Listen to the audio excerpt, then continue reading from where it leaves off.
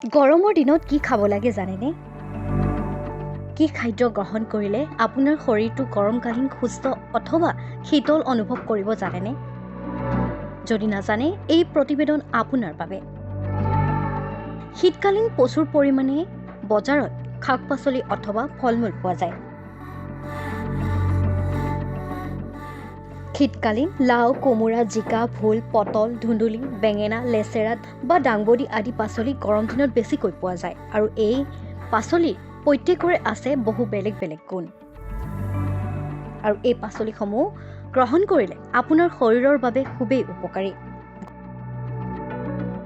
গৰম দিনত আপুনি লাও, কোমোৰা, জিকা, ভোল, তিয়ঁহ খালে আপোনাৰ শৰীৰটো শীতল কৰি ৰাখিব। গৰমৰ দিনৰ এই শাক-পাচলিবোৰত খনিজ লৱণ আৰু ভিটামিন অধিক পৰিমাণে থাকে।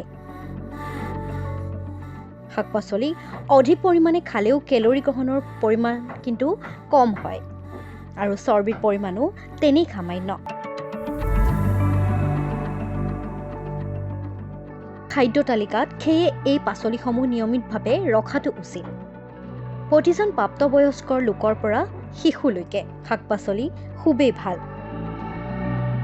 পাচলিত থকা আঁহে কোষ্ঠকণিষ্ঠ দূৰ কৰাত সহায় কৰে। নিয়মীয়াকৈ শাক-পাচলি খাই থকা লোকৰ অন্ত্ৰনলী আৰু মলাশয়ৰ কেঞ্চাৰ হোৱাৰ সম্ভাৱনা নাথাকে। শাক-পাচলিৰ লগতে এই সময়ত বিভিন্ন ধৰণৰ ফলেৰে বজাৰত ভৰি থাকে। আজিকালি বাৰিষা খৰালি আৰু জাহৰ প্ৰভেদ নথকাকৈ বজাৰত আঙুৰ, আপেল, কল, মৌচম্বী আদি ফল থাকে। আৰু এইবিলাক ফল গৰমৰ দিনত খুবেই ভাল।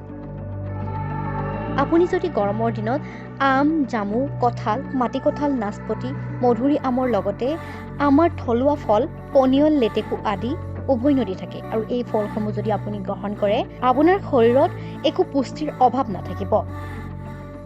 আৰু প্ৰতিবিধ ফলেৰে কিবা নহয় কিবা ঔষধি গুণ থাকেই।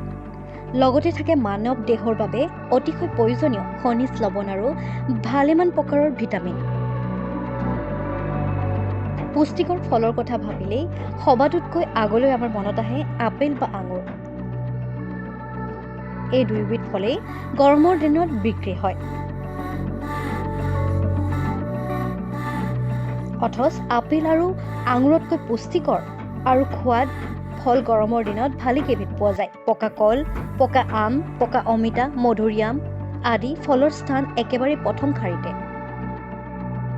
গতিকে এই ফলসমূহ খাব লাগে। এই ফলসমূহ খালে আপোনাৰ শৰীৰত পুষ্টিকৰ উপাদান যথেষ্ট বৃদ্ধি হোৱা দেখা যায়।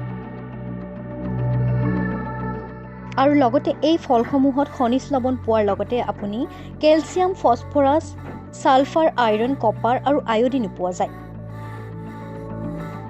তাৰ উপৰি আছে ভিটামিন এ, চি আৰু বি আৰু এইকেইটা শৰীৰৰ বাবে খুবেই উপকাৰী।